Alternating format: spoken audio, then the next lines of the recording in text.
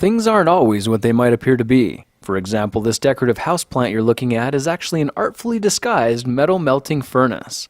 In this project, we're using equal parts of sand and plaster to make a simple backyard foundry that's powerful enough to melt scrap metal in seconds, but still pleasant enough to keep around for decoration.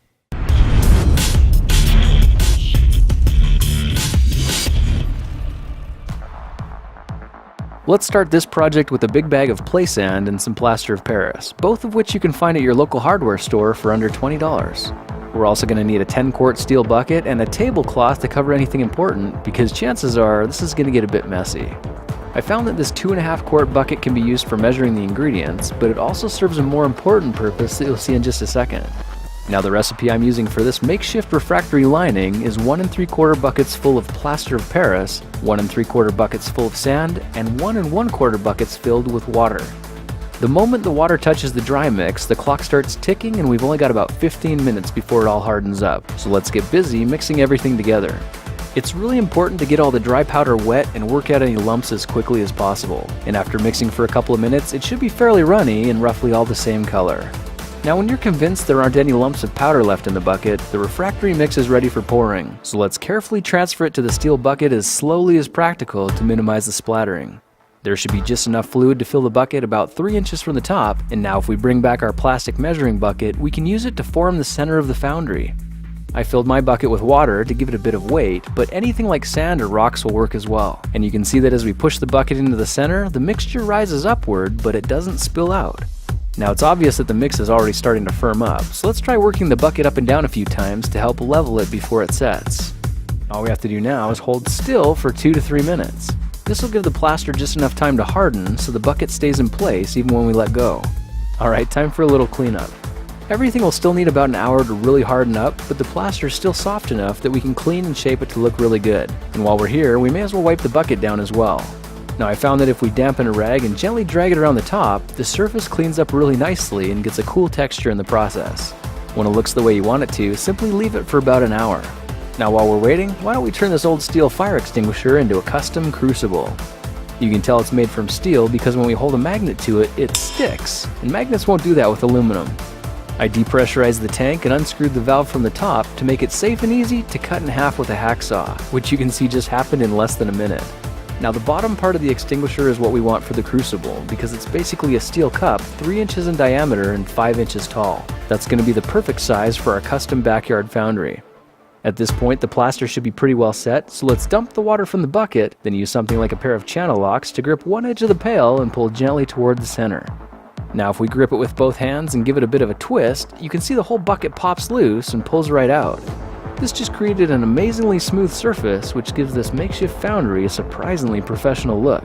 The only features we're missing now are an air supply port and a lid, so let's make those next.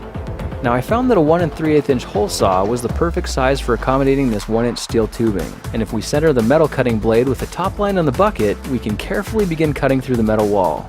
Once we're through the metal, it's easy to burrow down at about a 30-degree angle because the plaster hasn't fully cured yet and it cuts away like butter. Now we have a tight downward sloping hole that the blower tube fits perfectly into, and it's strategically placed a few inches up from the bottom. This way, if a crucible fails and dumps molten metal into the foundry, it'll stay in the foundry instead of dangerously flowing out of the pipe. Now, the blower tube is really easy to make and starts with a 1-inch steel pipe like this. This is the business end that'll sit next to the hot coals in the foundry. We're also going to need a 1-inch PVC coupling as well as some 1-inch PVC pipe. You can see the threads on one half of the coupling screw onto the steel pipe, and the slip adapter on the other end simply pushes onto the PVC tube. It's that easy. Now let's go one step further and make a lid to help retain the heat. I got a couple of 4-inch U-bolts from the hardware store and stood them upright in a 5-quart big mouth bucket filled with a half measure of our insulating mix. After an hour, you can see the plaster is set and the whole thing pops free from the bucket, giving us a nice little custom lid for the foundry. It still needs a vent hole for relieving pressure buildup, and you could just form one when you're casting it, or you could try drilling one with a 3-inch hole cutting saw like this. With a hole in the center, you can see we end up with a nice thick lid that kind of looks like a giant white donut. This design works great for venting pressure and gives us the option to melt metal as well without even having to take the lid off the furnace. Just for fun, I picked up a can of burnished amber spray paint and gave the foundry a couple coatings to make it look a little more attractive. If we get it fired up, you can see the mini foundry gets so hot on the inside that it'll melt soda cans within seconds and fill a crucible with liquid aluminum. Look for how to do that in another project video. With this homemade furnace, we have the power to liquefy aluminum in the backyard and cast just about any object we can think of. The best part is, when you're not melting scrap metals, rather than taking up space and looking terrible, you can drop in a plant and instantly transform it into fashionable home decor.